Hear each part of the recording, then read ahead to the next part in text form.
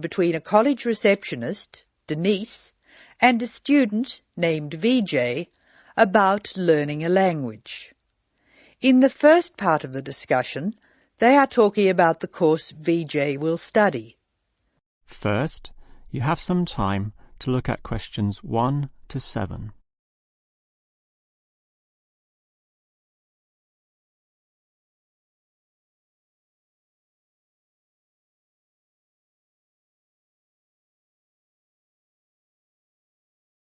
Now we shall begin.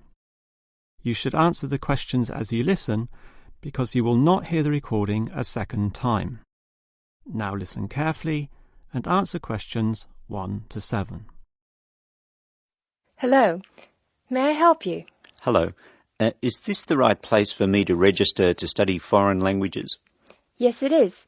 May I have your name, please? Vijay. My family name is Paresh. Vijay Paresh. Okay. Do you have a telephone number? Yeah. 909-2467. Thank you. Now, which language would you like to learn? We offer French, Italian, Cantonese, Mandarin, Spanish, Portuguese. I'd like to learn Spanish, please. Okay. Our classes are conducted in lots of different places. We have classrooms in the city and here in this building. What's this building called? This is Building A. I work near here, so it'd be best to study in Building A.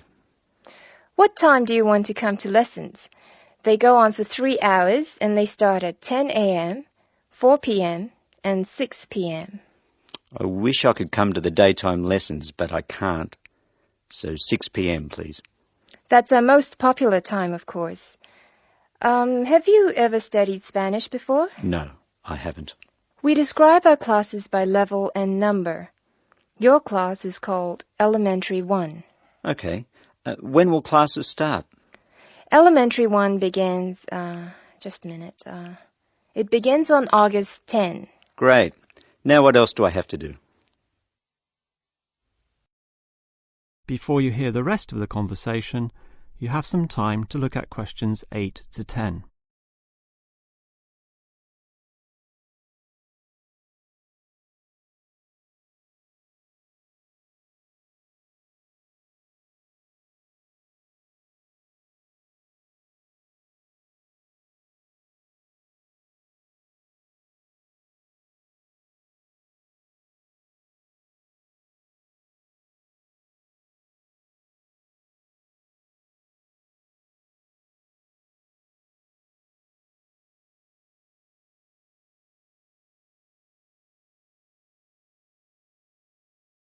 Now listen and answer questions 8 to 10. I'm sorry, Vijay. What were you saying? I wanted to know what else I had to do. Oh, of course. Please go to the building on the other side of Smith Street. I want you to go to the reception area first. It's just inside the door on the left as you enter from Smith Street. Give them this form. Okay. Do I pay my fees there? No, but the fees office is in the same building. Go past the escalators and you'll see a games shop. It's in the corner. The fees office is between the games shop and the toilets. Thanks. Where can I buy books? The bookshop is opposite the lifts. It's right next to the entrance from Robert Street. Your offices are spread out. Not as badly as they used to be. By the way, we offer very competitive overseas travel rates to our students. Oh, I'd like to look into that. Of course. The travel agency is at the Smith Street end of the building, in the corner next to the insurance office. Thank you very much. Bye.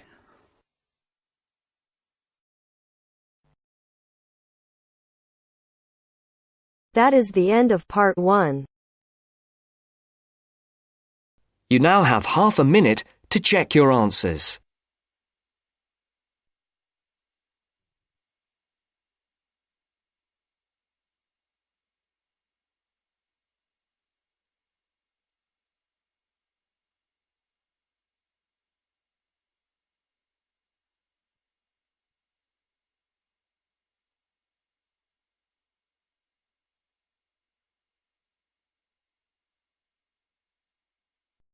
Now turns to part 2. Part 2. You will hear a podcast on Camber's theme park. Now you have some time to look at questions 11 to 16.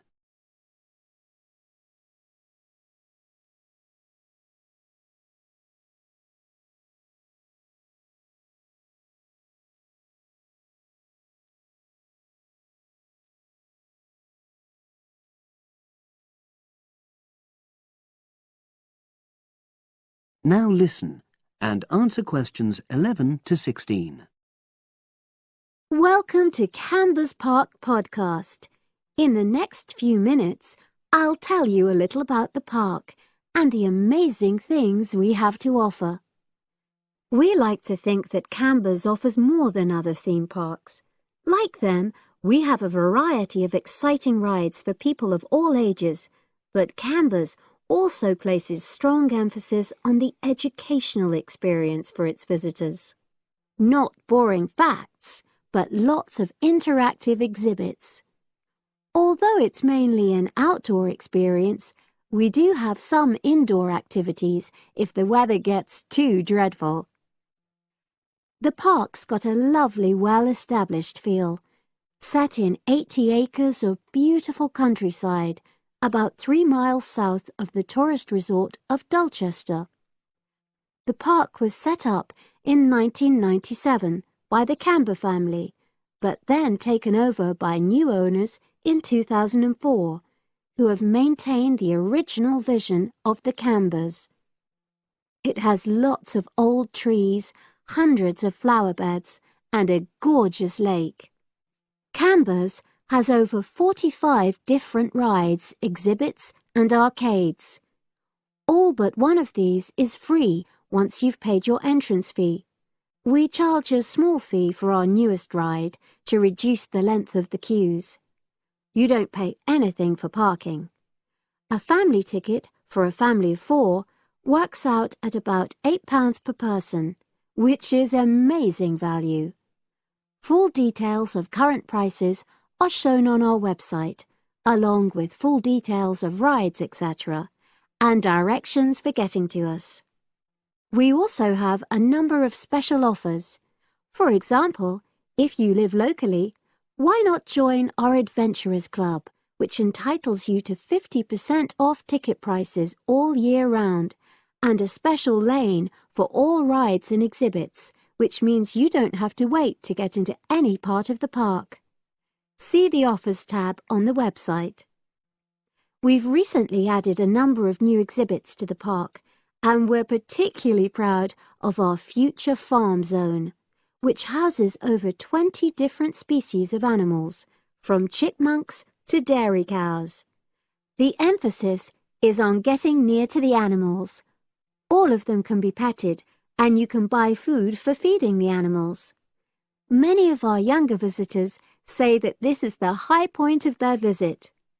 And speaking of food, don't let the animals have all the fun. We have a total of 7 different catering outlets on the site. We're open 10 to 5:30 all year round, and cold drinks and snacks can be bought at any time during opening hours. And hot food is available most of the day in the Hungry Horse Cafe from 11 until 5. Just half an hour before closing time. Now you have some time to look at questions 17 to 20.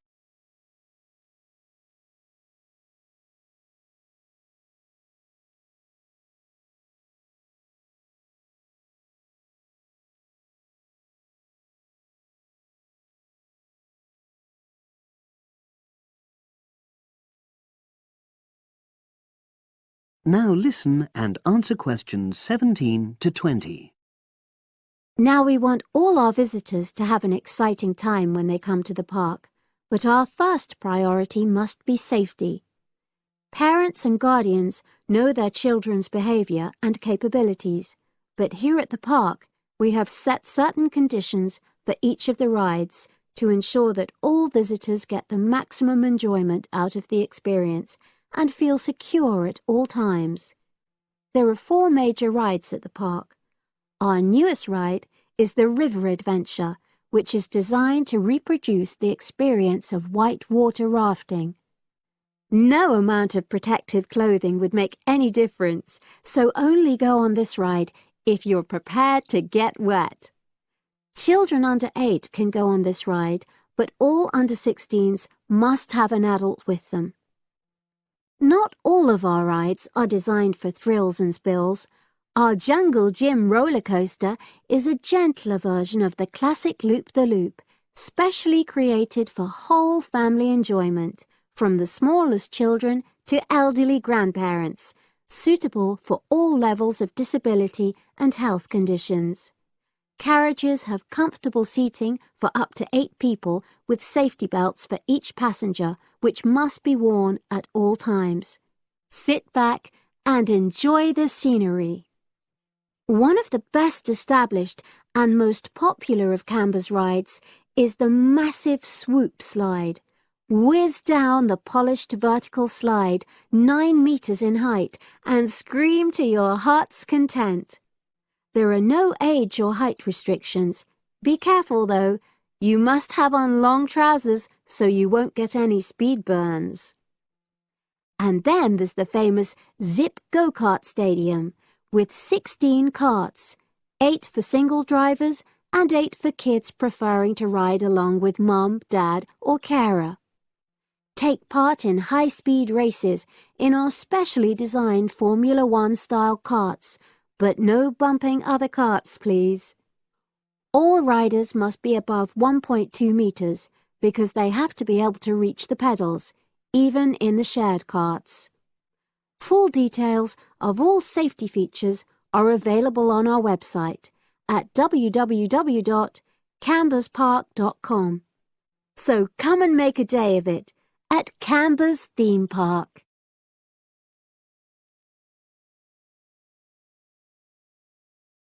That is the end of part 2. You now have half a minute to check your answers.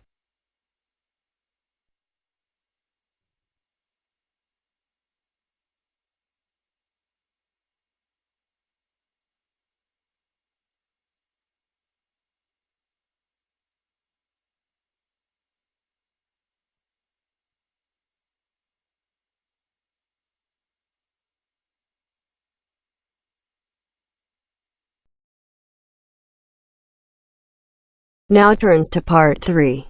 Part 3. You will hear a woman talking about a number of different beaches to a group of tourists. First, you have some time to look at questions 21 to 25.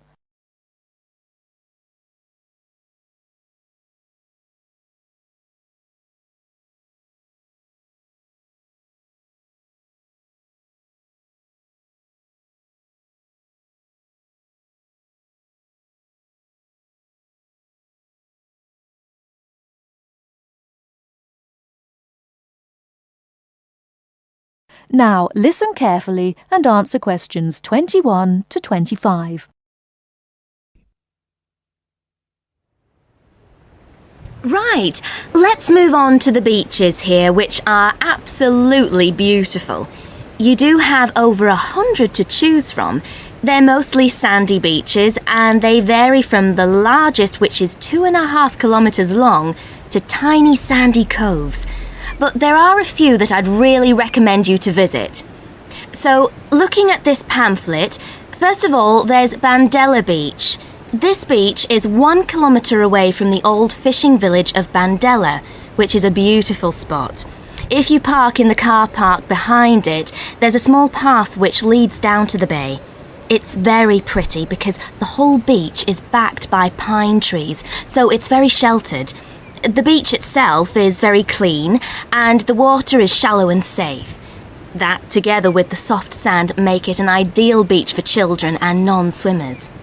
A little further round the coast, again to the east, in the eastern corner of the island, is the spectacular Dapolata Beach, which is basically a long inlet. The land around this beach is marshland. It's all marsh, and there's a stream which winds through it, and the stream goes into the sea. And the beach has lovely pale gold sand. Access to this beach is quite tricky and not for the less energetic. You have to go down a long flight of steps, 190 to be exact. But you'll be relieved to know that there's also a road which winds down to a car parking area. When you're level with the sea, there is a handful of shops and bars, and you can hire some beds and umbrellas. Continuing round the island, just past the tip of Calne, is the next beach I'd suggest you visit, and this is Sanget. Why? Because there isn't a beach longer than this on the island. If you want to know, it's exactly 2.5 kilometres long, and that's a bonus because it means it never gets overcrowded. It has golden sand and clear blue water shelving into the sea. Before you hear the rest of the talk, you have some time to look at questions 26 to 30.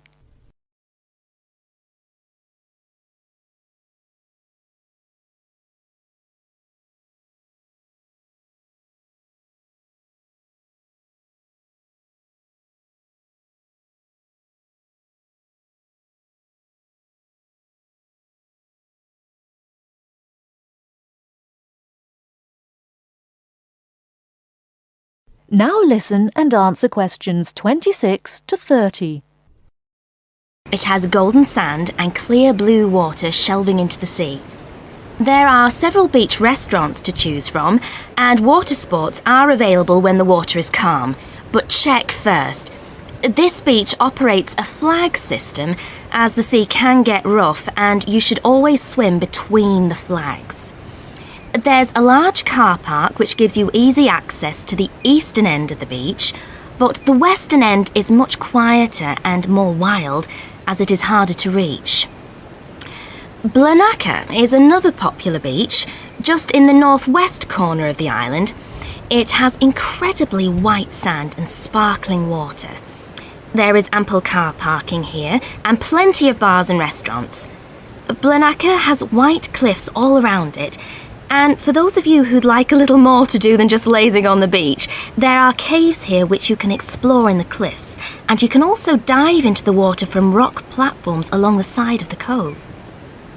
Well, my final recommendation for today is Disador.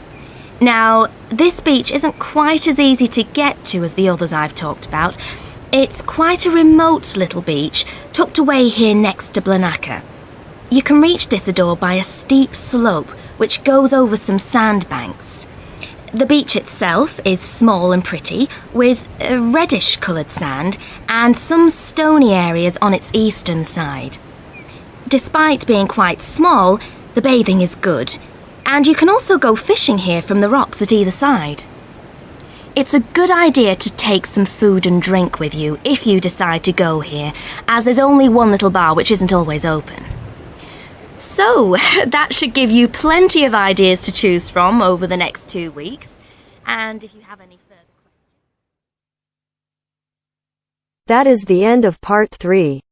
You now have half a minute to check your answers.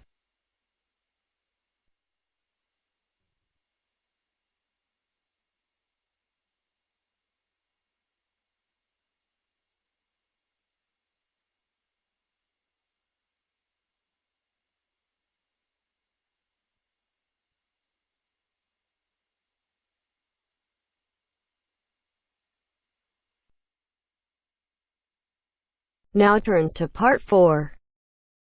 Part 4. You will hear part of a lecture about a place called Kuba Pidi. Listen carefully and answer questions 31 to 36.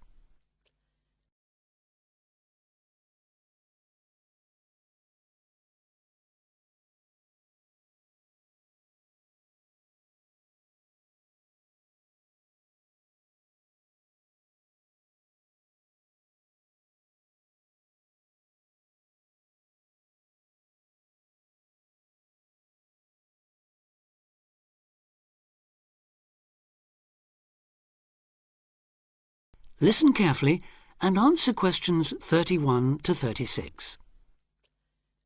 Good afternoon. Today, we're continuing this series of talks on the development of the Australian outback with a look at Kuba Pidi, the desert town of opal mines and underground living, which lies 860 kilometres north of Adelaide and 690 south of Alice Springs. The inaccessibility, harsh climate and almost total lack of water made it a highly unlikely place for human habitation. But that all started to change in 1915 with the discovery there of opals, the precious stones which seem to change colour according to their surroundings. Settlements were established following the First World War, when soldiers returning from the trenches of France brought with them the techniques of living below ground in dugouts. The Depression of the 1920s and 30s led to many prospectors leaving, but the town boomed again in the late 1940s, when shallow new opal fields were discovered, and immigrants from Europe arrived in large numbers after the Second World War. It must be remembered, though, just how hostile conditions were. Daytime summer temperatures reached well over 50 degrees centigrade, winter nights were bitterly cold, and dense dust storms regularly blanketed the town. To cope with this, more and more people began living in disused mines and purpose-built subterranean houses, where the temperature remains at a comfortable 25 degrees all year round, so that eventually around 70% of the town's inhabitants had made their homes beneath the surface. This led to the construction of hotels and even churches below ground, as well as an entire underground shopping centre, the only one in the world.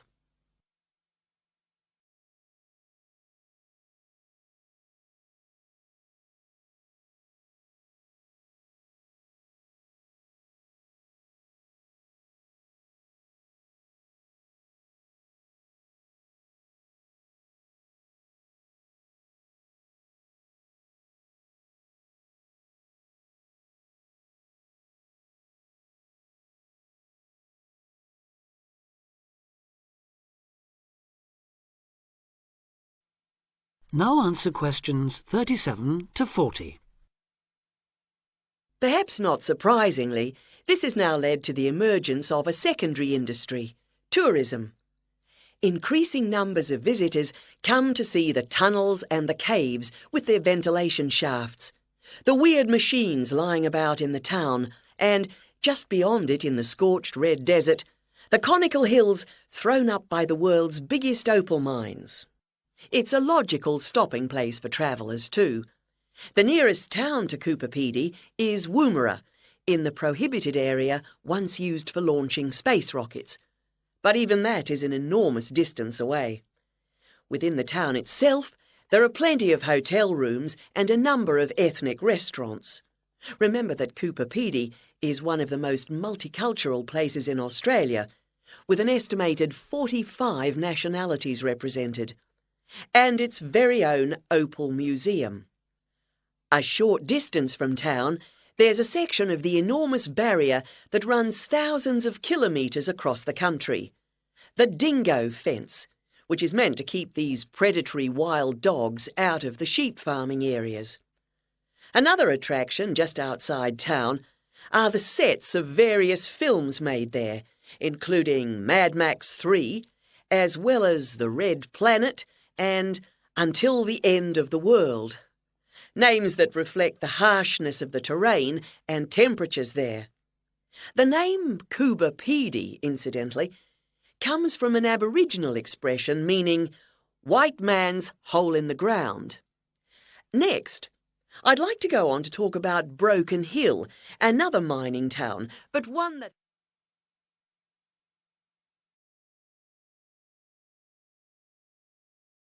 That is the end of part 4. You now have half a minute to check your answers.